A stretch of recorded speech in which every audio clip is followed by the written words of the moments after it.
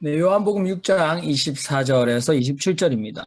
네, 제목은 우리 박정섭 자매님께서 말씀해 주셨듯이 그저 희화했습니다. 뭘 또 먹어볼까? 인간은 잡식성이죠. 포유류, 어류, 조류, 곤충류, 갑각류, 성계류, 회류, 복종류, 해삼류, 남조류, 육류, 가금류, 곡류, 과일, 야채, 열매, 씨앗, 그리고 식물성 식품, 동물성 식품, 자연식품, 가공식품, 견과류, 젓갈류, 국수류, 국, 탕, 죽밥, 에피타이저, 메인 코스, 디저트, 찌개, 전골, 구이, 볶음, 튀김, 끓이고 찌고 조리고 굽고 튀기고 볶고 삶고 벗기고 까고 절이고 무치고 발효시켜서 먹습니다. 여러분들 맛있게 많이 드셨는지 모르겠는데 세계에서 가장 비싼 음식 모기 눈알 스프, 제비집 스프, 곰발바닥 요리. 얼마 전에 보니까 우리나라의 대통령이 물도 없고 전기도 없고 우리 좀 살려주이소, 태풍으로 가게가 망가져 울먹이며 대책을 호소하는 가게 주인들을 지나쳐 벽에 붙은 보리밥 정식 사진을 뚫어지게 쳐다보는 대통령 모습을 보고 아무리 대통령이라도 먹어야 사나보다 했습니다. 고교 시절의 가장 심각한 철학적 질문, 나는 먹기 위해서 사는가? 아니면 나는 살기 위해서 먹는가? 여러분은 요즘 살기 위해서 먹습니까? 아니면 먹기 위해서 사십니까? 배고픔의 문제, 2022년 현재 이 세계 인구는 80억이라고 하는데요. 우리 박정희 형제님 계셔서 통계 자료 쓰기가 째까 거시기 하지만 써보겠습니다. 언젠지 모르겠습니다만 아무튼 76억 인구였을 때인지도 모르겠습니다만 8억 5천만 명이 만성 영양실조에 시달린다. 그리고 80억 인구 중에 20억 인구가 영양 부족으로 굶주림의 고통에 허덕이고 있다. 그리고 하루에 1만 6천 명의 어린아이들이 먹을 것이 없어 배가 고파 매일매일 죽어간다라는 통계 자료입니다. 1984년도에 전 세계 식량 생산량을 보면 그 당시에 60억 인구도 되지 않았는데 2배가 넘는 120억 인구를 충분히 먹여 살릴 수 있는 식량을 1984년에 생산할 수 있었다고 합니다. 미국 최강대국 미국, 매해마다 미국에서 생산되는 식량의 5분의 1은 고스란히 쓰레기통으로 버려집니다. 매해 버려지는 미국의 식량, 이것은 310억 달러어치의 식량이고 4만 4,900만 명이 먹을 수 있는 양이라고 하네요. 미국에서는 현재 3,600만 명이 빈곤층입니다. 그리고 매일매일 600만의 가난한 소수의 어린아이들은 저녁을 먹지 못하고 잠자리에 들고 있다고 합니다. 그러나 미국은 세계에서 비만율 1위입니다. 전 국민의 35%가 과체중이고 4명 중 1명은 병적 비만에 시달리고 있습니다.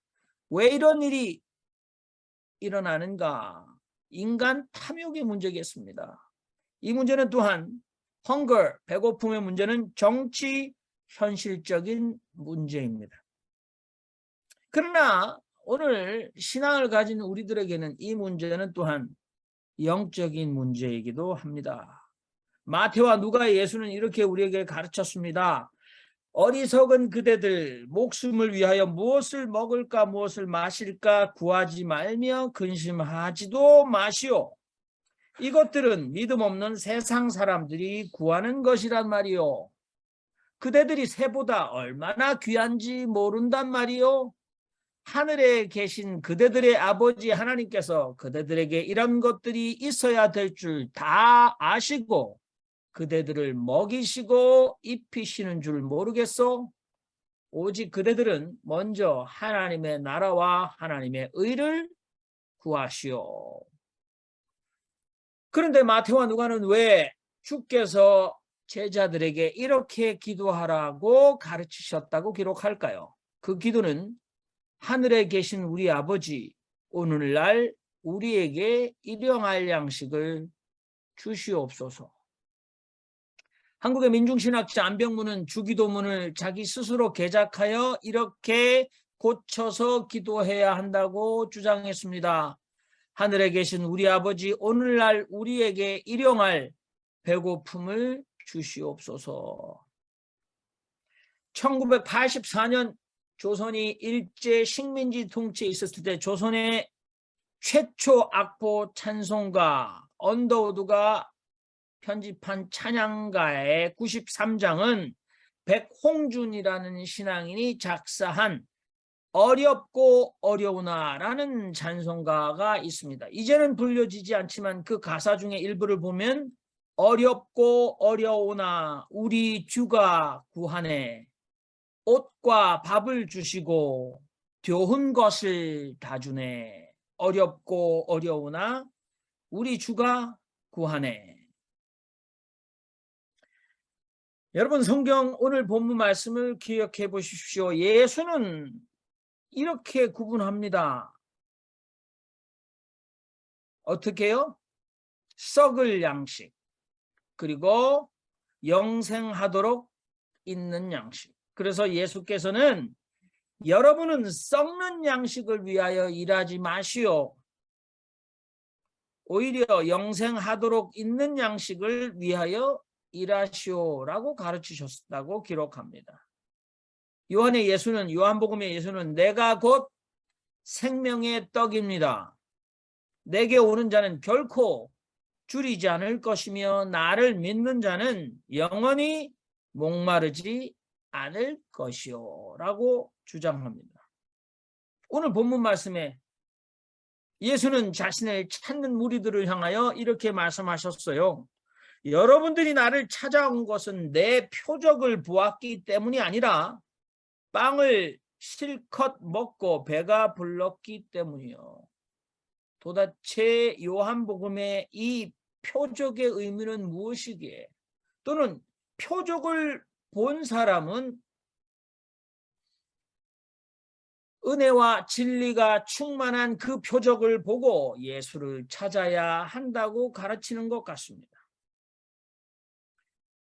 빵을 실컷 먹고 배가 부르기 위해서는 예수를 찾는 것은 비신앙적인 행위라고 예수의 꾸지람을 듣는 것 같습니다.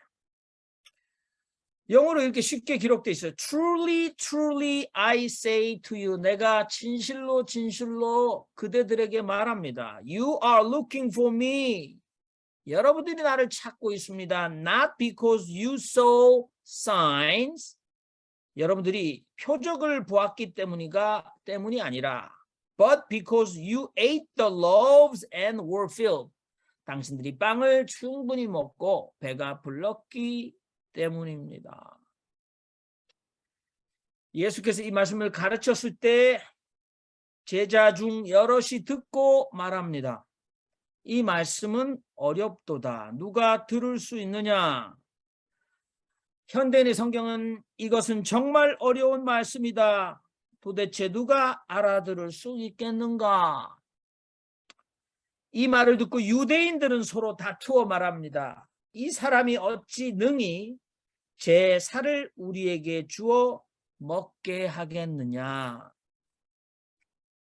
요한복음 6장에 오늘 I am saying, 나는 생명의 빵입니다 라고 말하시는 예수님, 인간의 고통 중에 가장 극심한 고통인 배고픔의 문제, 굶주림의 문제를 해결해 주실 살아있는 떡으로 오신 예수, 오늘 우리에게는 어떤 의미이며, 여전히 우리는 살아있는 떡으로 오신 예수, 자신이 곧 생명의 떡이며 그에게 가는 자는 결코 굶주리지 않을 것이고 그를 믿는 자는 영원히 목마르지 않을 것이라는 예수, 2000년이 지난 이 시대에 왜 우리는 그 예수가 있는데도 아직도 굶주림의 문제를 해결하지 못하고 살아가고 있는 것일까요?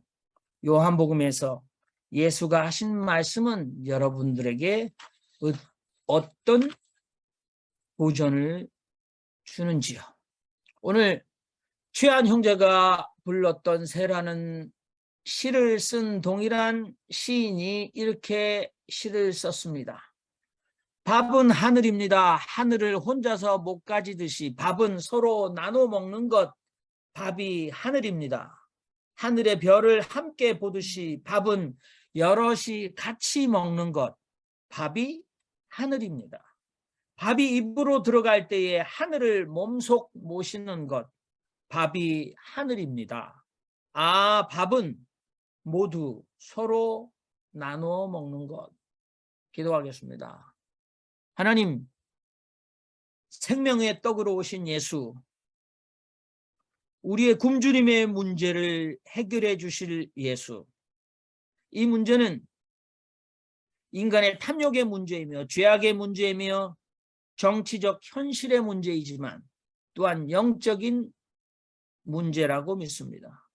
오늘 썩을 양식을 위하여 일하지 말고 영생하도록 있는 양식을 위하여 일하라고 하신 예수께서 오늘 어디에 계신지, 그분을 믿는 우리는 이 배고픈 시대에, 이 배부른 시대에 어찌 살라 하시는지 우리의 고민이 한층 깊어지게 하옵소서. 아멘.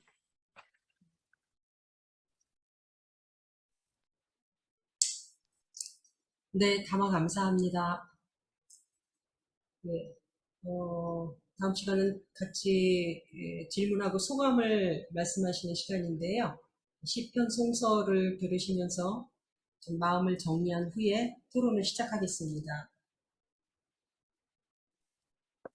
주님을 의지하는 든든한 사람이여, 영원 무궁 우뚝 솟은 시온산 닮았소라. 주님이 감싸주는 영원한 백성이여, 산들이 둘러주는 예루살렘 닮았소라. 의인의 땅 더럽히는 악한 권세 몰아내, 비뚤어진 거짓의 길 악인들 벌하소서. 선하고 정직한 자 주은혜 베푸소서. 오 주여, 이 땅 위에 평화를 베푸소서.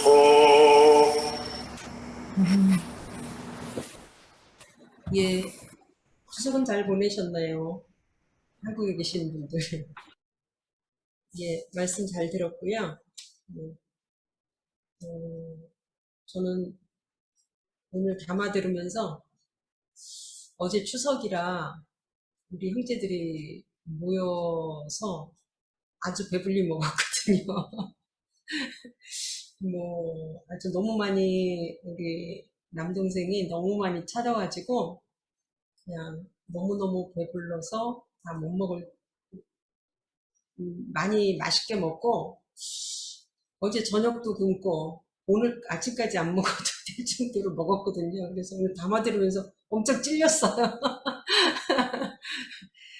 예. 오늘 담아 잘 들으셨죠? 예.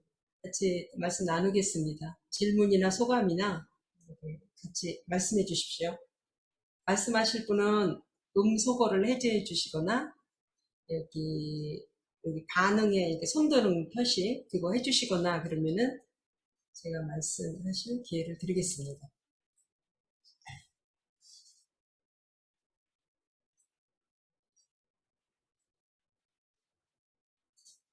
우리는 늦게 발동에 걸리죠. 예, 늦게 시간 안 드리겠습니다. 빨리빨리 하십시오. 예, 먼저 하십시오. 좀 드리겠습니다. 예, 임원 형제님 하십시오. 예, 저는 항상 우리 신앙과 이 첨단 문명과 이 자본주의 그리고 세계주의가 양립할 수 있는가가 항상 저희 신앙적 딜레마예요. 그래서 그렇다면 이 체제를 부정하는 게 어떤 신앙적 용기고 결단인가라고 했을 때 또 그것도 아닌 것 같다는 생각도 들어서 항상 그 고민이거든요. 그래서 그냥 제 스스로 약간 스스로 일종의 어떤 자위 내지는 자포자기하는 그런 마음과 심정이 들 때가 많이 있는 것 같아요. 그래서 오늘도 이제 이런 얘기 들으면서 정말 우리가 먹는 것, 우리가 쓰는 것, 그다음에 우리가 누리는 것, 이미 성서 기자들이 천국을 묘사했을 때 그때 천국 이상으로 우리가 이미 이 세상에서 살고 있다라는 생각이 들거든요.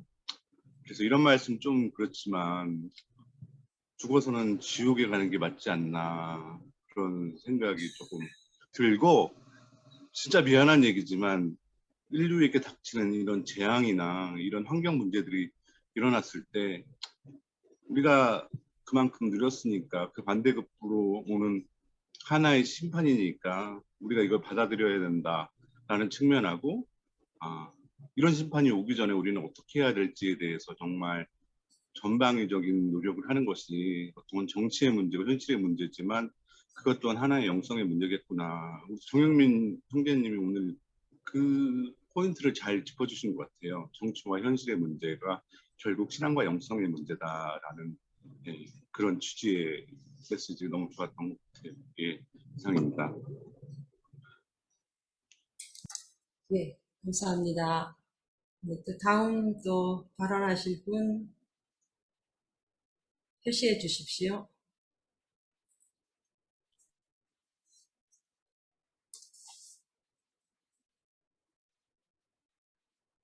저는 네, 예, 누가 말씀하셨나요? 예, 신성남. 형제님, 예. 예, 최정현 형제님 말씀해 주십시오. 예. 신성남님이 하게 사시겠다고 지금 뭐 마이크를 껐어요. 그래. 예, 살렸어요. 예. 죄송합니다. 예, 신성남 형제님 말씀해 주십시오. 중계해 주셔서 고맙습니다. 추석들 다들 잘 보내셨죠? 네. 예전에 어렸을 때는 추석이 얼마나 기다려지는지요.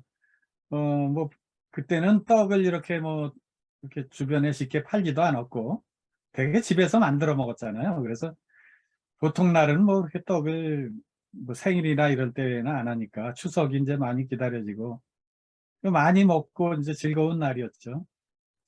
근데 이제 아무래도 생활 경제 수준이 올라가면서 먹는 문제, 이제 과거처럼 뭐 추석을 막 기다리고 그런 마음은 이제 없어진 것 같아요, 많이.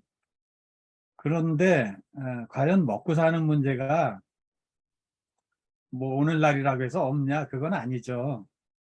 아까 그 담화 중에도 이제 사회적인 문제를 다루셨는데 이게 뭐 자본주의나 공산주의나 제가 볼 때는 이 먹는 문제가 인간의 본성이 바뀌지 않는 한 계속 같은 문제가 있는 것 같아요.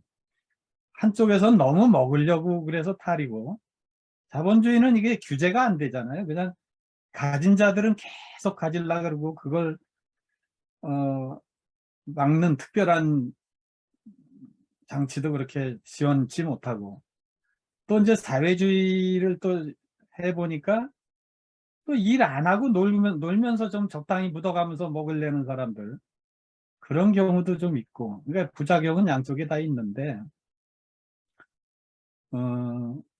제일 중요한 것은 이게 적당히 먹고 좀 나눠 먹어야 되는, 그러니까 인간의 마음이, 우리 본성이 사실 누구나 욕심이 있지 않습니까? 그게 정도의 차이죠. 그런데 그걸 뭐 없애라, 이건 무리고, 이제 자제하고 어느 정도 규제하는, 절제하는, 이게 참 필요한 것 같아요. 그런데 오늘날 소위 기독교 국가라고 하는 곳에서조차도 보면 뭐 무한 자본주의 아닙니까?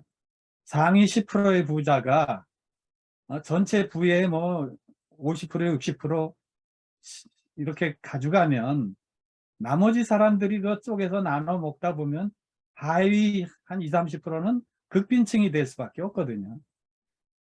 그래서 사실 이 문제가 수치적으로는 뭐 통계학하신 분도 계시지만 수치적으로는 굉장히 간단한 문제예요. 보면은 상위 10%가 자기 수입의 해마다 자기 수입의 10%만 좀 덜 가져가면 완전히 하위 20, 30%의 그 빈민층이 완전히 해제될 수 있거든요. 그러니까 누구나 골고루 먹고 살 수 있는데 한쪽은 너무 먹어서 탈이고 한쪽은 못 먹어서 탈이죠. 오늘날 경제 위기가 수시로 오는 이유도 잘 따져보면 뭐 인플레이니 뭐 일자리니 뭐 이런 여러 가지 문제들도 있지만 큰 틀에서 보면 결국 부자들이 돈을 너무 박박 긁어가서 그래요.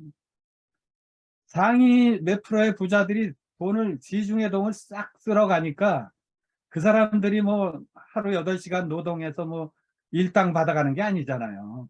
그냥 돈을 벌어가지고 그렇게 쓸어가니까 하위 이 서민들은 중서민들은 돈을 쓸래도 쓸 돈이 없는 거죠. 늘 모자라니까. 그러니까 돈이 없으니까 또 소비가 안 되고 부자들은 이미 돈을 많이 가지고 있으니까 뭐 크게 쓸 일이 없고 돈을 하위층의 사람들은 돈을 좀 쓰려도 쓸 돈이 없으니까 그러니까 경제가 동맥경화가 일어나는 거 아니겠습니까? 돈이 돌질 못하니까.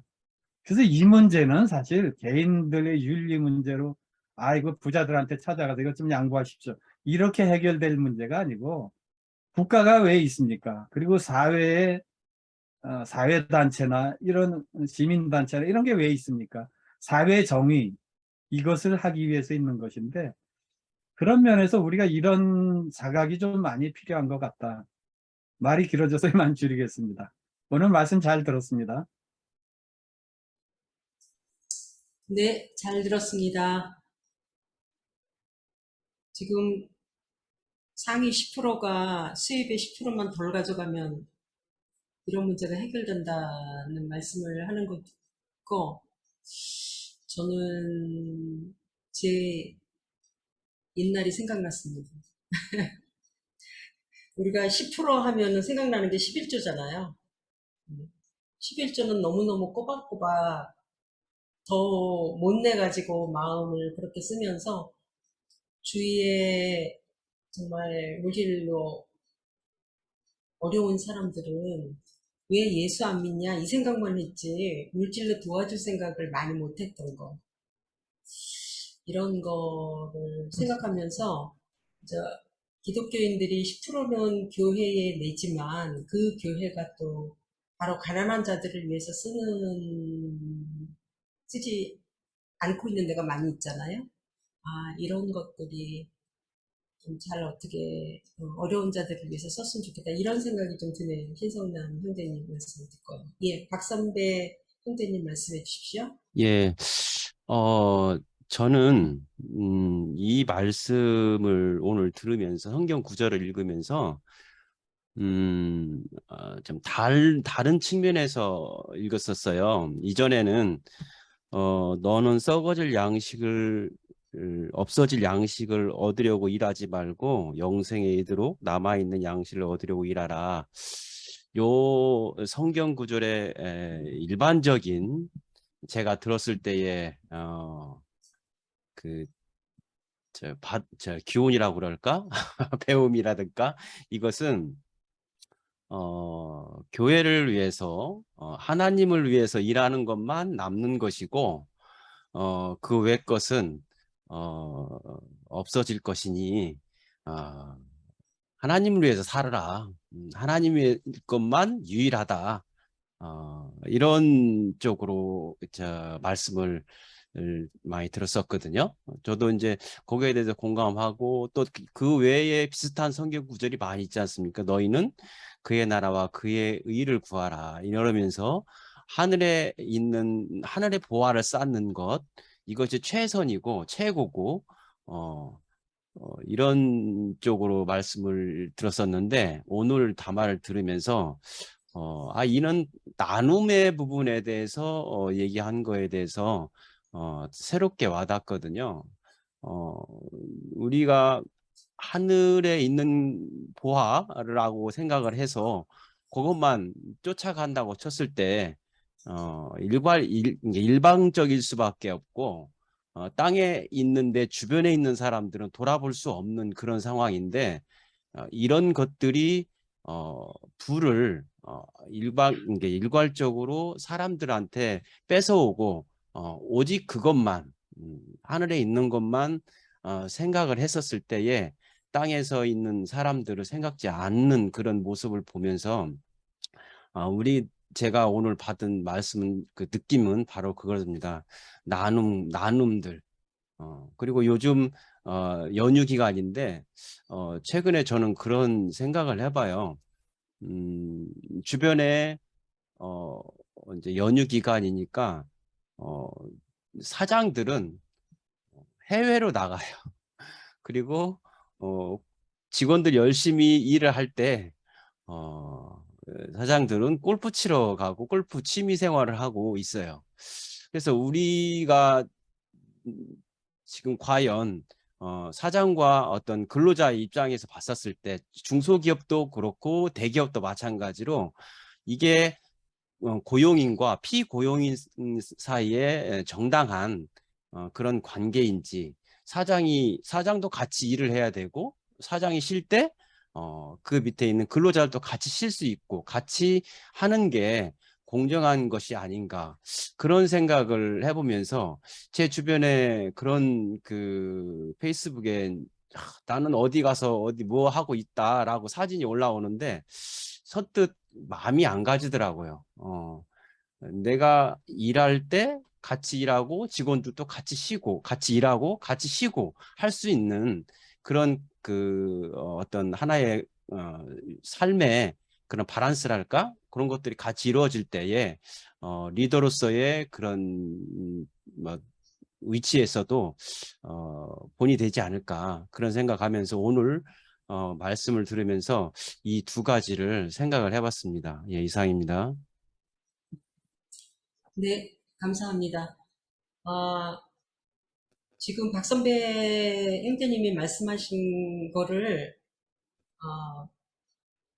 피고용인이 말했다면 고용인을 사장을 디스하는 것 같은데 지금 고용하는 위치에 있는 박 선배님이 말씀하시니까 박 선배님은 그렇게 사시는구나 하고 존경의 마음이 듭니다. 예, 감사합니다. 예, 이동규 형제님 말씀해 주십시오. 예, 신성남 집사님 말씀을 들으면서 느껴서 재밌는 게 있었고 말씀드리면, 신성남 집사님 다 보셨겠지만 신성남 집사님을 따르게 하려고 표적을 보여주시면서 지금도 사라지셨죠? 나타나셨죠? 지금 또 사라지셨죠? 다 보이고 계십니까? 예, 지금 나타나셨죠? 네, 오늘 좀 그렇습니다. 예. 그게 과연 신성란 집사님의 신통력이실지 아니면 백그라운드 크로마키 세팅 미스인지 모르겠는데 좀 호련히 표적을 보여주시고 계세요. 최근에 우리 아둘람 온라인 공동체의 그 담화를 굉장히 흥미진진하게 듣고 있습니다. 예전에는 교회 다닐 때 목사님 설교하면 꾸벅꾸벅 졸았죠. 맨날 그 소리가 그 소리 같고, 또 초창기 우리 아둘람 온라인 할 때도 담화를 들으면 뭐 이렇게 흥미진진하지 않았어요. 근데 최근에 굉장히 다 노력을 하시는지 안미자 집사님 기적, 과연 어떻게 결론을 내리려고 그걸 했지? 이승용 형제님의 신앙의 이중성, 그거 참 그 문제를 어떻게 풀려고 그러지? 근데 오늘 또 정영민 목사님 계속 집중해서 들었던 이유가 어떻게 정영민 목사님께서 결론을 낼까? 이게 현실적인 우리 먹고 사는 문제, 김지아 시인의 밥은 실제적으로 우리 현실적인 어떤 그 먹고 사는 문제인 거고, 이 요한복음 6장에 나와 있는 예수님이 얘기한 거는 썩을 양식이 아니라 영생에 하는 예수님의 말씀, 뭐 그런 어떤 영의 양식이 더 중요하다. 과연 어떻게 할까? 근데 이 모든 안미자 자매님이나 이승영 형제님도 그때 열린 결말로 결론은 우리한테 맡기는 걸로 그때 했고, 조영민 목사님도 역시 여러분 한번 생각해 보십시오라고 얘기를 했어요. 그리고 신성란 집사님이나 박순배 형제님 얘기는 현실의 양식에 대한 분배의 문제, 나눔의 문제에 대해서 얘기를 했는데, 저는 뭐 아둘람 공동체에서 저보고 복음주의자라고 얘기를 해서 그런지 모르겠지만, 저는 현실의 양식보다는 예수님의 말씀, 영의 양식이 더 중요하다라고 하는 사람이거든요. 그래서 우리 정영민 목사님한테 질문을 드리고 싶어요. 그러면 열린 결말로 이렇게 하셨는데, 이거를 준비하시면서 정영민 목사님은 어느 쪽이신지, 어느 쪽으로 이 양식의 문제에 뭘 또 먹을 것인가, 그 먹을 것이 뭔지에 대해서 한번 여쭤보고 싶습니다. 저는 나중에 이제 이렇게 제가 기도하기 전에 아마 제가 할 기회가 있어서, 저도 사실은 이 본문을 수해 동안 가지고 있어요. 그러니까 원고를 5개, 6개를 가지고 있거든요. 세월이 한 10년이 됐는데 원고를 다시 쓰고 다시 쓰면서 좀 달라지죠. 진화도 되고. 근데 그때나 여전히나 결론은 가지고 있어요. 제가 미국 사람들한테도 얘기했을 때도 제가 오픈 결말을 주면 힘들어 하시죠. 그러니까 제가 가진 생각이나 해석이 있는데 달라지고 있다라고 일단은 말씀드리고요. 박정희 형제님 말씀 듣는 게 좋을 것 같습니다. 나중에 말씀드릴게요. 네. 네, 박정희 형제님 말씀해 주십시오, 그러면은. 네, 감사합니다. 오늘 말씀 잘 들었고요. 아까 저 박선배 형제님 말씀 들으니까 진짜 뭐 여유 있는 사장님 같은 분들이 어디 여행 가가지고 사진 올리고 그러는 거 참 은혜롭지 못하다, 뭐 이런 말씀 공감하게 되고요. 오늘 또 특히 이제 담화 말씀이랑 연결해서 생각하면은 이런 SNS에 먹는 사진을 많이 올리잖아요. 그래서 그것도 뭐 그렇게 좋은 건 아닌 것 같다는 생각이 이제 갑자기 들었습니다. 그런데 오늘 이제 말씀 듣고 새삼스럽지만 우리가 느끼게 되는 게, 이렇게 먹고 사는 문제, 예수님도 이렇게 지적하셨습니다마는 이게 그냥 먹고 사는 문제뿐만이 아니라 이게 영적인 문제다라는 것을 우리가 이제 깨닫잖아요. 그런데 저는 제 생각에는 뭐 영의 양식, 뭐 육의 양식, 이런 식의 이분법으로 나눌 수 있는 문제일까, 그런 생각이 들어요. 그렇게 나눌 수는 없을 것 같고, 그러니까 어떻게 보면은 우리가 이웃을 위하는 것, 인간을 위하는 것이 있고 하나님을 위하는 게 있죠. 그래서 우리가 그걸 흔히 많은 분들이 저 사람은 좋은 일도 많이 하는데 그냥 휴머니스트일 뿐이야, 인본주의일 뿐이야. 그런데 우리는 신본주의자가 돼야 돼. 그러니까 난 여태까지 나도 크리스찬으로 오래 살았습니다마는 도대체 신본주의가 뭔지는 뭐 말할 수 있겠습니다마는 신본주의로 사는 게 뭔지 그걸 모르겠어요.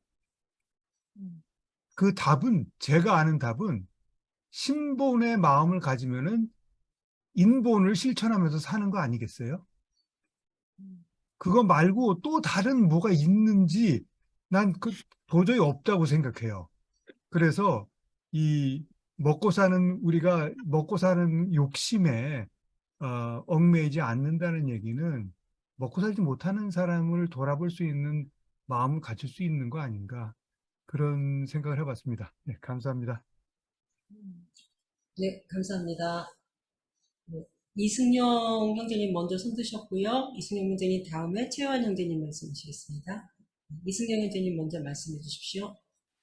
네, 감사합니다. 오늘 정영민 형제님 말씀 잘 들었습니다. 저는 예전에 이 식량 부족, 기아 이런 얼핏 읽은 칼럼이 생각이 났는데, 어떤 뭐 하여튼 그런 음식을 도와주고 하는 그런 부분들이 보관하고 유통 이런 비용들이 엄청나다고 그럽니다. 그런 비용 때문에 사실 그게 불가능하다고 그래요. 마음은 있지만 그런 이 사회주의적인 어떤 자본주의적인 구조 때문에 가능하기 어렵다고 합니다. 그리고 오늘 그 형제님의 그 말씀을 듣고 제가 생각하는 거는 인간이 행복을 추구하는 데는 뭐 여러 가지 있겠지만 먹는 거, 그 다음에 뭐 듣는 거, 보는 거, 오감 이 행복들보다도 더 중요한 게 이런 영성, 영적인 이런 부분이 아닌가 하는 그런 그런 차원을 좀 생각을 해봤습니다. 감사합니다. 네, 감사합니다. 영적인 부분이 더 중요하다. 차원 높인 얘기 해주셨고요. 예. 그 다음에 최혜환 형제님 말씀해 주십시오. 저는 조금 다르게 생각합니다. 여기서 보면은 예수님이 좀 너무하다는 생각이 드는데, 무리가 여기저기 돌아다니면서 예수를 찾았잖아요. 결국은 배 타고 건너가가지고, 여기, 그때 당시에 교통도 좋지 않았을 텐데, 걸어 다니는 길도 좋지 않을 거고, 근데 여기저기 가서 찾고, 배 타고 넘어가서 찾아서 기껏 예수님 찾아갔더니만, 예수님이 한 소리가, 야, 너네가 나 찾는 거는 니네가 또 뭔가 또 얻어먹으려고 하는 거지? 다 알아, 이놈들아. 라고 얘기하시는 거잖아요, 지금. 그러면서 뒤에 얘기하는 것이 썩을 양식과 썩지 않을 양식, 아니 정확하게 얘기하면은 영생하도록 있는 양식, 영생에 이르도록 남아있는 양식을 얻으려 노력해라. 딱 얘기하면 이제 많은 사람들이 아멘 하면서 아이고 하나님 감사합니다. 제가 이제부터 썩지 않을 양식을 얻기 위해서 노력하겠습니다. 교회 봉사 더 많이 하겠습니다. 노력 더 많이 하겠습니다. 그래서 목사들이 이거 써먹기 쫙 좋잖아요. 교회에 더 많이 갖다 바치고 더 교회 와서 봉사 더 많이 하고 솔직히 그렇게 했지 않습니까? 이게 이분법이라고 생각하고요. 성경에서 가장 안 좋은 부분, 그러니까 하느님과 인간을 대비시키고 지옥과 천국을 대비시키고 썩을 양식과 썩지 않은 양식을 대비시키는 것. 그렇게 분리해 놓은 것이 어쩌면은 하나님과 인간을 더 분리해 놓는 것이라고 생각이 들고요. 저는 아까 박정희 선생님께서 말씀하신 신본주의와 인본주의를 그렇게 대비시키는 것 자체가 잘못됐다고 생각하고요. 인본주의, 그러니까 신본주의의 반대는 사탄주의죠.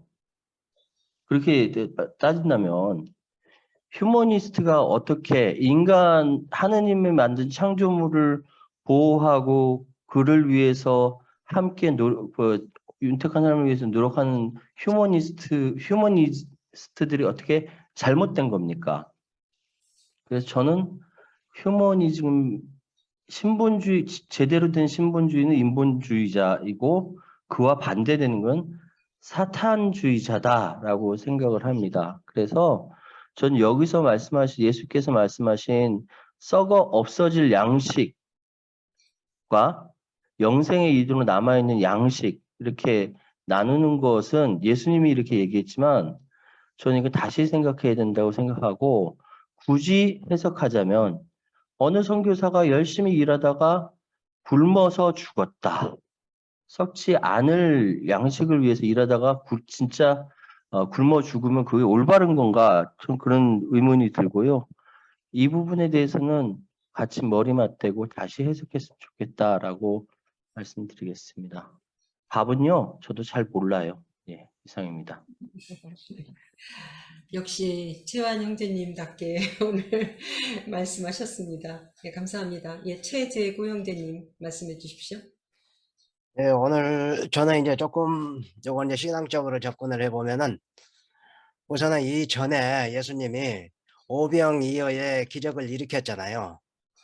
그래서 이제 그 기적이 이제 하나의 그 뭐야 밑바탕이 돼서 오늘 이제 인간의 가장 기본적인 욕구인 먹는 것, 이 먹는 것과 영생이라고 하는 것을 두 개를 이제 극렬하게 대비를 해서 지금 당신 자신이 너희들이 그토록 찾는 그 양식과 같은 생명의 떡이다 하는 것을 선언하기 위한 준비 작업을 오늘 하신 거 아닌가 싶습니다.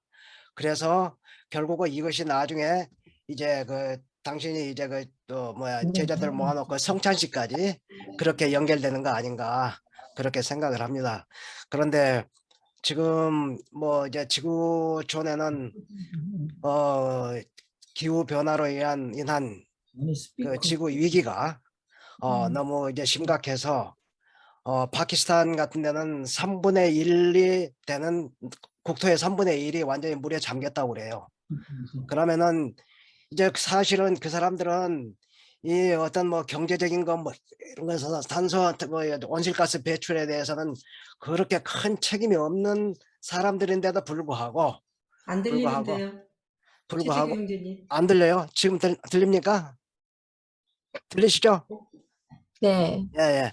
그래 이제 그렇게 이제 하는 그런 거 뭐야 인류의 그런 거 먹는 문제 이런 문제가 앞으로 우리에게도 큰 어떤 저 위협으로 다가오지 않을까 그런 생각을 할 때 우리가 이 기후 위기 문제에 대해서도 좀 더 관심을 갖고 특히 우리 교회도 이제 기독교적인 가치로 두고 이 부분에 대해서 적극적으로 참여를 하면서 해야 되지 않겠나 그렇게 생각을 합니다. 예, 고맙습니다. 예.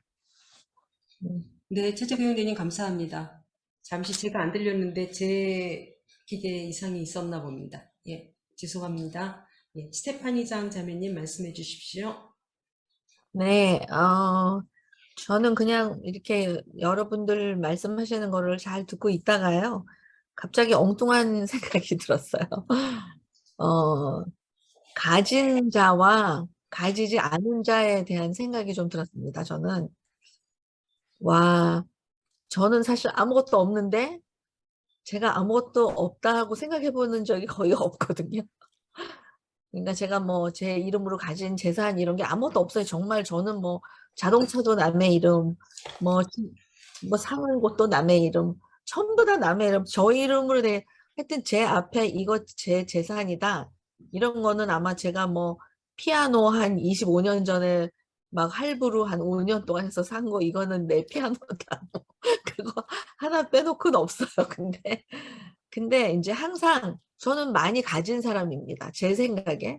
저는 늘 제 자신이 나는 재능 기부도 할 게 너무 많고 뭔가 이렇게 남을 위해서 살아야 되는 게 많다. 나는 너무 많이 가지고 있어가지고. 근데 우리가 이제 살면서 저는 그렇게 생각해요. 아까 우리 박정희 형제님께서 말씀하신 대로 신본으로 살면서 그 생각을 하면서 인본으로 살면 되는 거 아닌가 이렇게 하셨을 때 그게 꼭 블랙 앤 화이트라기보다는 상당히 제가 이해가 됐어요. 그게 무슨 말씀일 것 같은 게. 근데 우리가 나눈다는 것은요. 참 재미있는 일인 것 같아요. 제가 많아서 나누는 게 아니에요. 사실은. 일단 우리가 생각해 보면 그래서 이디오피아 같은 데서는 콩 하나도 나눠 먹어서 온 국민이 행복 지수가 높다. 우리가 옛날에 그런 말 많이 들었거든요. 근데 이제 저는 우리가 기독교인으로서 이제 하나님께서 정말 우리한테 많이 주셨어요. 생각해 보면 생명을 주셨죠. 또 돌아다닐 수 있는 팔, 다리 멀쩡한 걸 주셨죠. 또 우리가 생각할 수 있는 또 이런 마음을 주셨죠. 또 누구를 염려하거나 걱정해 주거나 같이 울어주거나 기도해 주거나 우리가 뭐 저 같은 경우는 또 선생이니까 저는 늘 마음속에 이렇게 생각해요. 나는 아무 데 가서나 아무렇게나 살아도 나는 일단 영어로 수학을 가르칠 수 있다. 그거는 굉장히 저한테 큰 재산이라고 생각해요. 또 제가 아이들을 칼리지 카운슬링을 했으니까 누구를 만나도 제가 넌 인생을 좀 이렇게 살아가지고 좋은 대학도 가고 앞으로 제가 왜냐면 이제 직업 적성 이런 거를 26년째 아이들을 검사해주고 뭐 이렇게 하다 보면요. 애들이 그냥 자기가 뭐 저는 이런 게 좋은데 이런 걸 할까 봐요. 뭐 이런 얘기할 때 굉장히 자연스럽게 해줄 말이 많아요. 그러니까 제가 이제 선생님 생각에는 네가 인생을 앞으로 이런 걸 보고 가서 이런 하면 참 좋겠다. 그러니까 저는 그렇게 생각합니다. 우리가 하나님 안에서 진짜 이 세상이 하나님께서 주관자시고 여기 하나님 안에 제가 하나님의 주관 안에서 이렇게 행복하게 사는 사람이다. 난 진짜 가정은 많다. 난 정말 감사한다. 그리고 뭐든지 그냥 저는 어떨 때 우리가 막 속상해서 울고 있는 사람을 가서 어깨를 쓰다듬어 준다거나 그 사람 손을 그냥 꼭 잡고 가만히 있어 주는 것도 어떤 때는 그 사람 하나의 생명도 살릴 수 있는 일이다라고 생각해요.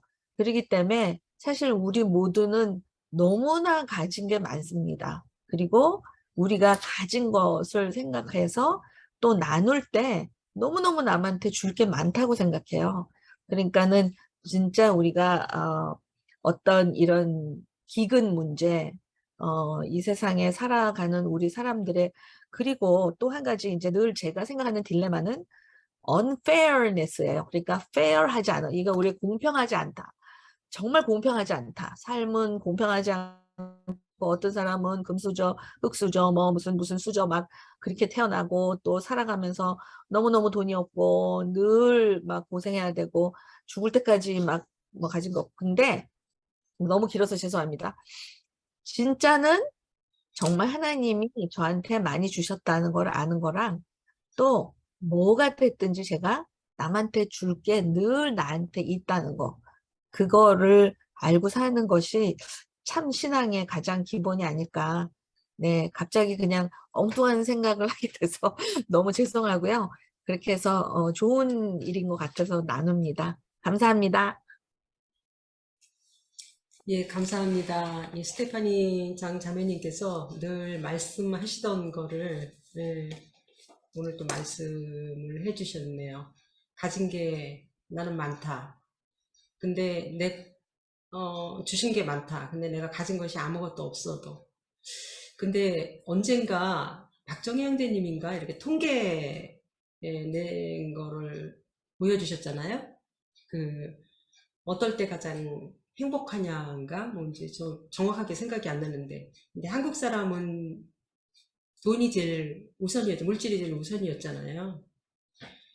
그래서 저도 한국에서만 살고 또 한국의 정서를 가지고 있다 보니까 물질이 없으면 다 없는 것 같다는 생각이 들고 물질이 없으면 나눌 게 없다는 생각을 기본으로 우리 한국 사람들은 가지고 있거든요.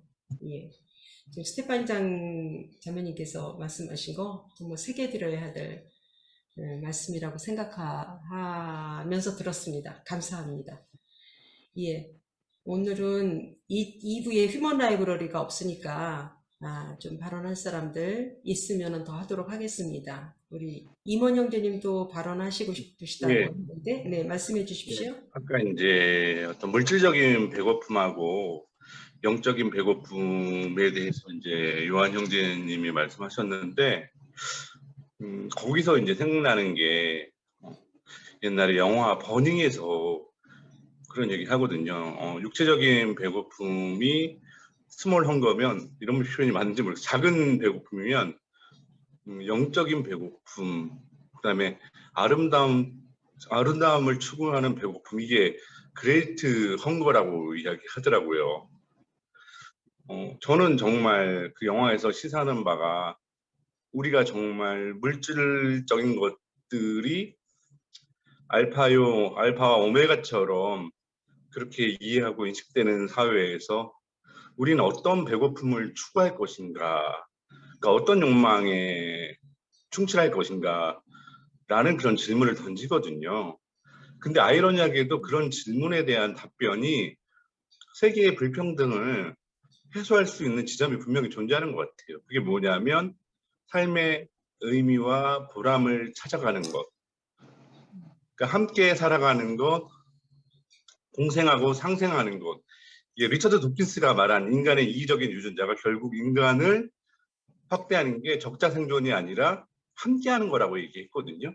그러니까 이기적인 유전자가 알고 보면 큰 그림을 그리면서 이타적인 유전자가 알고 보면 이기적인 유전자다라고 도킨스가 얘기했거든요.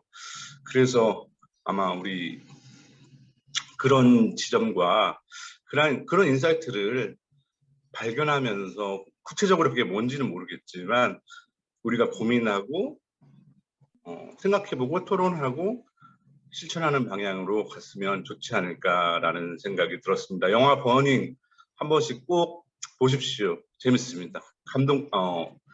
재밌다기보다는 좀 생각할 거리를 많이 던져주고 여운이 많이 남는 영화입니다. 예, 이상입니다. 네, 감사합니다. 또 영화까지 소개해 주셨어. 여기서 무서운 영화 아니에요? 예? 무서운 영화 아니에요? 이모 형제님 답하셔야 될 것 같아요. 할게요. 예, 그 버닝 옛날에 그거 좀 야하면서 그 교수님하고 이렇게 하는 그 영화 버닝이 있고요. 이창동 감독의 유아인 나온 버닝 2018년 개봉했습니다. 예, 그거 보시면. 예. 정확하게 말씀해 주셔야지. 피 튀기고 원래 목 자르는 영화는. 이게 원래 그 맥락을 보셔야죠, 형제님. 네, 이창동 감독의 버닝이랍니다. 여기서 종종 이제 영화 얘기도 하시고 그러셔서 저도 체크해놨다가 한 번씩 보고 그럽니다. 좋은 영화가 종종 있고요. 네, 감사합니다. 예, 양보영 자매님 말씀해 주십시오. 네, 저도 그 하나님이 왜 골고루 안 만드셨냐면은 아까 누가 뭐 unfair라고 얘기하셨는데 하나님이 이렇게 우리 주위에 필요한 사람과 좀 필요를 받을 사람, 주는 사람 갖다 만드는 게 이게 희생이 없는 종교는 하지 말라고 그랬잖아요. 그러니까 우리가 조금 희생이 꼭 뭐 돈으로만 주는 것보다도 그 지식에 아까 쉐어하는 거 스테파니 씨 같이 지식에 쉐어도 되고 우리가 물질에 쉐어도 되는데요. 꼭 필요하다고 봐요, 저는. 그래서 그리고 주면 줄수록 더 만족해지고 정말 옆에서도 봤듯이 그때 이제 성경에 어떤 게 보면은 자기가 굉장히 막 어떤 면으로 부족할 적에 주면 다른 거 갖다 희생하면은 하나님이 보상을 주시는 게 꼭 있다고 생각해요. 그래서 우리가 보상을 해야 되는 것 같아요. 그래서 이제 요즘에 제가 저기 아까 그 말씀드렸는데 신영균 씨 그 유튜브를 봤어요. 그분 걸 봤더니 그분이 70세가 돼가지고 넘어서 도네이션을 시작했다고 그래요. 1억을. 맨 처음 도네이션이 1억이라는데 기부를 시작했는데 그걸 갖다 주고 났더니 그렇게 기분이 좋아지고 너무 행복해지더라. 그 은혼식을 하려는 비용을 갖다가 안 하고 1억을 갖다가 가난한 사람에서 기부했더니 너무 좋아졌더라. 그러고 나서는 그게 재미가 붙여갖고 계속 100억씩 500억씩 이렇게 기부를 하고 있는데요. 그게 정말로 좋은 것 같아요. 그리고 아까 그 말씀드렸는데 그렇고 나면은 더 건강해지고 또 물론 스트레스가 없어지니까 굉장히 좋은 호르몬이 막 나와서 몸이 건강해지고 굉장히 그분이 85세 때랑 95세 때 보니까 85세 때 더 아파 보여요. 할아버지 같은데 95세 때 청년이 됐어요. 그 유튜브 한번 찾아보세요. 그래서 나도 깜짝 놀랐어요.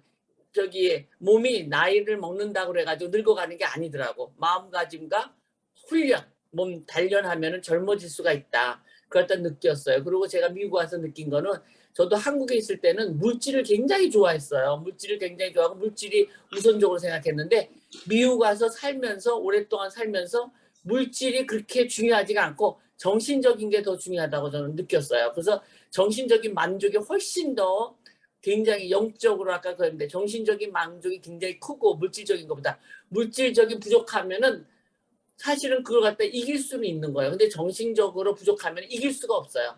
막 죽고 싶어지는 게 내가 보니까 굶어서 죽는 사람 별로 없을걸요.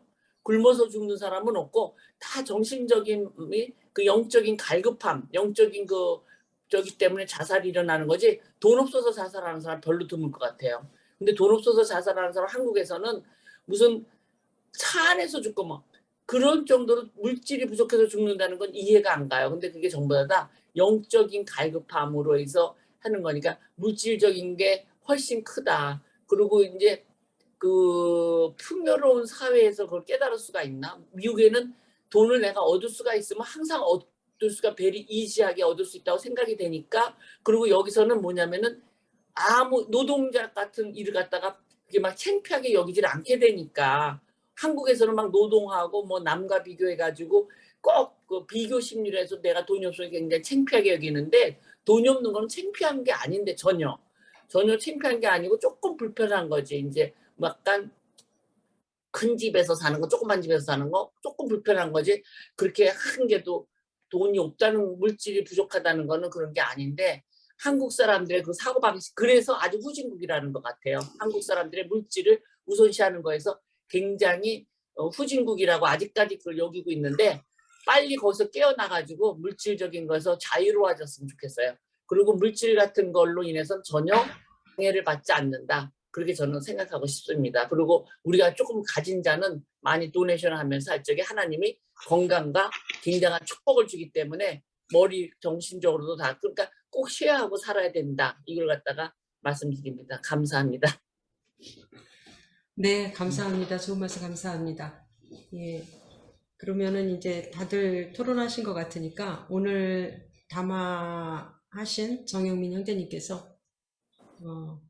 마무리하시고 기도해 주시기 바랍니다. 근데 뭐 제가 하기 전에 우리 뭐 새로 오신 우리 박연아 님께서 혹시나 뭐 이렇게 지켜보시고 처음 이렇게 체험하셨는데 그래도 너무 네. 이렇게 아무 말씀도 안 하셔서 너무 죄송한데 뭐 저는 인사라도 이제 한 말씀 하시면 좋겠네요. 네.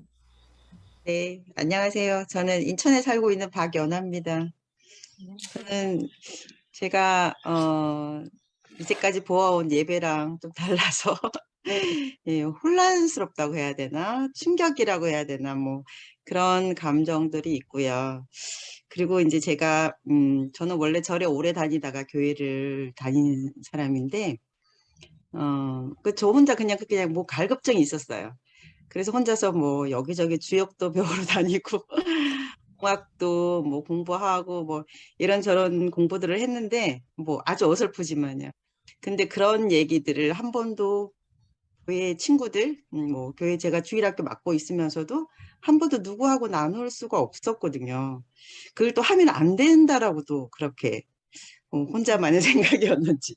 근데 오늘 말씀 나오시고 저는 처음에 그 특송에서 김지아 시인의 그 특송에서 저는 너무 이게 막 몸에 경련이 일더라고요. 제가 이거 동학 그리고 뭐 생명 관련된 공부를 하다 보니까 결국은 김지아 시인님을 알아야 되고 그래서 저희들도 이제 그것까지 스터디를 이제 끝낸 지 얼마 안 되는 상황인데 오늘 그분에 대한 특송부터 시작을 하게 돼서 너무 깜짝 놀랐고요. 저는 이제 오늘 뭐 먹을 것을 나누라 어떤 먹는 거가 뭐 영적이든 그런 부분에 대해서 들으면서 저는 늘 실제 배고픈 분들하고 같이 있다 보니까 노숙인들 그다음에 정신장애인들 뭐 이렇게 같이 계속 하는 일을 하다 보니까 그분들한테 과연 내가 어떤 모습이었을까 어떤 걸 나누었을까 뭐 이런 것도 반성을 해보게 되고요. 저에게 많이 지나왔던 시간들이 각 관점이 다 다르신 분들이 그 말씀 속에 제 지나온 모습들을 좀 보게 된 계기가 된 것 같고 지금 저는 좀 약간 방황하는 시기인 것 같거든요. 지금 현재는. 그래서 어쩌면 제가 이제 환자한테 사실은 병원에서 정신과 병원에 근무하면서 환자한테 제가 맞아서 지금 병원에 입원 중인데 처음에는 원망하는 마음도 크고 이렇게 내가 왜 이렇게 해야 되나라는 생각이 했었는데 지금 이렇게 또 생각하고 또 오늘 말씀을 듣다 보니까 어쩌면 한쪽 문을 닫고 한쪽 문을 열어주는 그런 시간이지 않을까라는 또 귀한 또 마음도 또 가지게 되고 하여튼 이런 어쨌든 오늘 좀 속이 이렇게 탁 트이는 느낌 속 시원한 느낌 뭐 이런 느낌으로 오늘 네 했습니다. 네 감사합니다. 네. 예, 감사합니다. 예, 박연아 여긴 형제 자매님이라고 부르거든요. 자매님 어제 잡담방에 들어오셔서 어제 얼굴을 뵀고요. 저는 이제 말씀하시는 걸 또 어떻게 생각할지 몰라서 예배 끝나고 광고 시간에 새로 오신 분을 소개하려고 그랬는데 또 이렇게 말씀해 주셔서 너무 감사하고요. 예, 환영합니다. 예. 예. 소세요. 제가 빨리 말씀드릴게요. 사실은 그 이제 여러분들 뭐 제가 답을 알고 있는 것도 아니고 저는 이제 사실 성서학을 전공한 사람도 아니죠. 성서학을 전공한 사람 저는 상당히 좀 답답하게 생각해요. 그 사람들은 정말 뭐 성경 해석에 목숨을 걸고 거기에 전치사 하나나 시제 가지고 뭐 굉장히 따지는데 제가 볼 때 답답하거든요. 근데 이제 제가 뭐 정답을 가진 건 아니고 저도 여러분과 함께 이렇게 제가 제시를 하고 여러분들이 각자 삶의 경험에서 답을 찾아가려는 애쓰는 모습을 보면서 저도 굉장히 함께 잘 가고 있다 그런 생각이 들어요. 우선은 요한복음은 예수의 역사적 예수가 딱 이렇게 말하고 이 사람들과 만나고 한 걸 그대로 목격자적으로 받아 적은 신문 보도 자료가 아니라는 거 여러분들이 알고 계셨으면 좋겠어요. 뭐 알고 계시겠지만 많이 잊어버리실 텐데 예수가 있었던 층이 하나 있으면 그 다음 층에 요한 신앙 공동체의 문제가 있어서 그 문제가 서로 얽혀 있어요.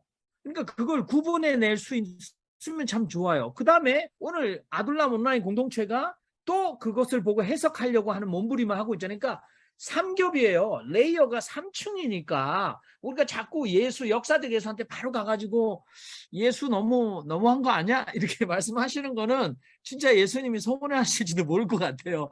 근데 우선은 요한복음 자체는 이원론적인 구조를 가지고 있어요. 떡, 참떡, 그 다음에 빛, 참빛 이렇게 돼 있어요. 근데 왜 요한은 그랬을까라고 고민을 하고 들어가야지 될 것 같아요. 그런데 우리 박정희 형제님이나 대부분 말씀하신 분들이 이렇게 요한복음에 나와 있는 이원론 이걸 가지고 뭐 이 영생하도록 하는 떡, 그 다음에 우리가 그냥 매일 밥 먹듯이 먹는 떡 이렇게 해가지고 세상과 그 다음에 뭐 영생 이거를 막 완전히 대비시켜서 신분주의, 인본주의로 막 나눠 놓는 것 자체를 여러분들이 거부하는 거 보고 저는 굉장히 공감합니다. 진정한 신본주의는 인본주의로 통하고 진정한 인본주의는 신본주의로 갈 수밖에 없는 건데 요한 형제님 말해서 신본의 반대는 사타니즘이다. 굉장히 옳은 지적이다. 저는 그렇게 생각하는 걸 말씀 먼저 하나 드리고요.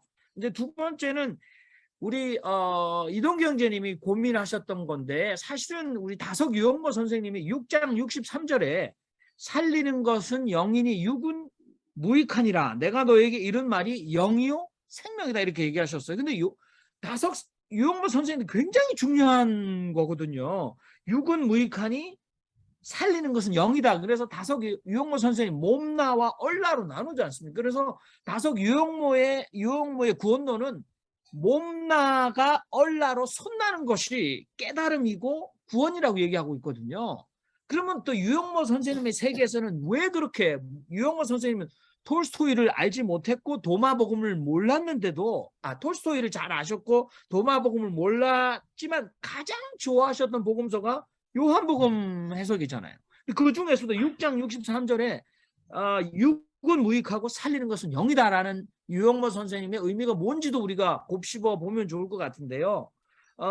사실은 예수가 이렇게 어떻게 막 논쟁이 있었죠. 제자들도 논쟁이 있고 유대인들도 논쟁이 있는데 예수님이 이제 사람들이 막 제자들 중에 다시는 예수와 같이 안 다니고 갔어요. 아까 성찬 얘기도 최재구 형제님 하셨는데 예수님이 너희도 가려느냐 그랬더니 베드로가 주여 영생의 말씀이 주님께 있으니까 영생의 말씀이 계시면 우리가 위계로 가오리까. 그리고 예수님이 나에게 양식이 있다. 요한복음 4장에 보면 우리가 시장에 가서 먹을 거 사가지고 왔는데 예수님 잡수시세요. 그러니까 나한테는 양식이 있어. 그러니까 제자들이 누가 먹을 거 예수님한테 벌써 갖다 줬어? 그러니까 예수님이 내 양식은 나를 보내신 자의 일을 내가 실천하는 것이 그런 요한복음의 해석이 있잖아요. 그러니까 사실 저는 영생의 말씀, 생명 그래서 영적인 굶주림에 대한 강조점을 가지고 있었어요. 그리고 그걸 얘기할 수도 있겠지만 오늘 아둘람 공동체는 그 얘기를 할 필요가 없다 그런 생각이 들었습니다. 너무 말이 길었는데요. 두 가지만 더 얘기하겠습니다. 원효 대사가 옛날에 수행 시절 때에 자기의 도반인 대한 스님을 만나기 위해서 토굴에 갔어요. 그랬더니 대한 스님은 없고 거기에 어미 너구리가 죽어 있고 옆에 새끼 너구리가 울고 있는 거예요. 그러니까 이 원효 스님이 왕생극락, 너구리의 왕생극락을 위해서 아미타경을 큰 소리로 연부를 시작하고 있었어요. 그랬더니 대한 스님이 와서 원효 스님 지금 뭐 하세요? 그랬더니 지금 죽은 어미 너구리를 위해서 왕생극락을 빌고 있습니다. 그랬더니 자기의 도반인 대한 스님이 스님 참 그 새끼가 지금 어찌 너구리 새끼가 연부를 알아듣겠습니까? 이 지금 너구리 새끼가 우는 것은 엄마가 죽어서 우는 게 아니라 배가 고파서 우는 거예요. 하고 지금 가져온 젖을 이렇게 먹을 것을 줬더니 금방 그 너구리 새끼가 울음을 멈췄다는 얘기가 있거든요.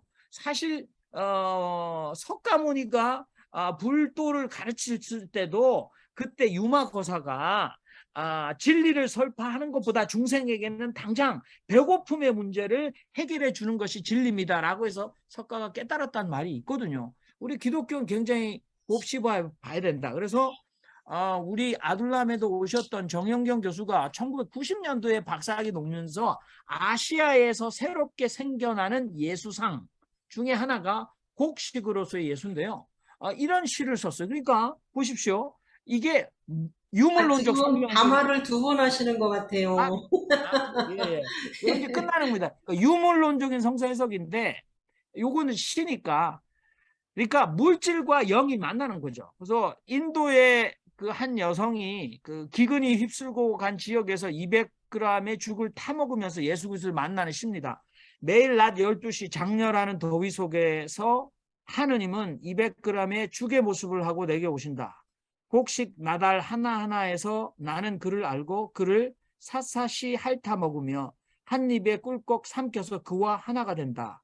200g의 죽으로 그는 나를 살아있게 해주기 때문이다. 나는 다음 12시까지 또 기다린다. 그리고 그가 또 오리라는 것을 안다. 나는 또 하루 더 살리라는 희망을 가질 수 있다. 당신은 하느님이 200g의 죽으로 내게 오시게 했기 때문이다. 나는 이제 하느님이 날 사랑한다는 것을 안다. 하지만 당신이 그렇게 해주기 전까지는 몰랐다. 나는 이제 당신이 무슨 말을 하는지 안다. 하느님이 이 세상을 사랑하셔서 사랑하는 그의 아들을 매일 낮 12시 당신을 통해 주셨다. 네, 기도하겠습니다. 하나님, 우리 아둘람 온라인 공동체 한 분 한 분이 소중하고 또 그분의 삶의 인생의 경험과 깨달음이 귀중합니다. 우리가 길을 찾고 답을 구하며 살아갑니다. 하나님, 아직은 얻었다 함도 아니고 깨우쳤다 함도 아니지만 이 다른 박질이 결단코 헛되지 않은 것을 우리는 압니다. 하나님, 우리가 이렇게 모이고 서로 마음을 열고 귀를 열어 대화하고 경청하고 물을 때에 우리가 그 길을 더 가까이 다른 길로 헤매지 않고 갈 수 있는 이 지성의 집단 지성의 힘이 우리 가운데 늘 새로워질 수 있도록 축복하옵소서. 아멘. 네, 감사합니다. 네, 광고 드리겠습니다. 네, 다음 주일은 예배에 담화는 임원 형제님이시고요. 특성은 박정희 형제님이시고 진행 제가 합니다. 휴먼 라이브러리 이제 시즌2 본격적으로 다음 주부터 시작합니다. 네, 다음 주는 주제 토론 시간이에요. 그래서 주제는 우리 명절의 문화에 대해서 주제 토론하고요. 발제는 박선배 형제님께서 해 주시겠습니다. 처음 스타트를 끊으시네요. 감사합니다. 휴먼 라이브러리 시즌2 안내 지난번에 했는데요. 한 번 더 올렸고요. 휴먼 라이브러리는 우리 모두가 만들어 갑니다. 의견과 정보를 담당자들에게 제공해 주시기 바랍니다. 주제 토론의 주제라든지 이런 거 했으면 좋겠다. 또 외부 강사 있으면 소개해 주시고요. 책이라든지 영화, 강의할 거, 이런 거 여러 가지를 정보를 주시면은 또 함께 좋은 휴먼 라이브러리 시간을 만들어 가겠습니다. 예, 지난주 광고 드린 것처럼 오늘은 추석 연휴로 휴먼 라이브로는 쉽니다. 풍성한 추석 연휴 보내시고요. 정기 모임은 그 밑에 광고한 바와 같습니다. 예, 이상이고요. 그리고 오늘 휴먼 라이브러리 없다 있다 그랬는데 그냥 또 너무 서운하신 분은 그냥 여기 남아서 그냥 얘기해 주시면은 되겠습니다. 이거 그냥 켜놓고 있을 테니까요. 이게 좀 해주시고요. 그러면 뭐 다른 광고 또 다른 분들 없으시죠? 예. 그럼 이상으로 그걸 이승용 원장님, 예, 말씀해 주세요. 이거는 예배 끝났습니까? 제가 예배 또, 일단 끝내고 말씀하실래요? 예, 그런 게 낫겠네요. 예, 예, 네. 예. 그러면 9월 11일 예배를 모두 마치겠습니다. 네, 좋은 추석 연휴 보내십시오.